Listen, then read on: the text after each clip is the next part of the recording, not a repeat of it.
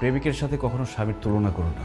একজন প্রেমিকের কোনো দায়িত্ব নেই, সে অনেক কিছুই করতে পারে, কিন্তু একজন স্বামীর মাথায় তার স্ত্রী, তার সংসার, তার বাবা মা সবকিছুর দায়িত্ব থাকে। আর একজন স্বামী নির্দিষ্ট একজন মানুষকে খুশি করার জন্য চাইলেও অনেক কিছু করতে পারে না। একজন প্রেমিক তার প্রেমিকাকে যতটুকু ভালোবাসে, একজন স্বামী তার স্ত্রীকে অনেক গুণ বেশি ভালোবাসে, কিন্তু সেই স্বামীটা তার স্ত্রীকে তার ভালোবাসা প্রকাশ করতে পারে না, এমনকি বাবা মাকেও তার ভালোবাসা প্রকাশ করতে পারে না। আর সবার জন্য করে যাওয়া এই লোকটাকেই সবাই দোষ দেয়।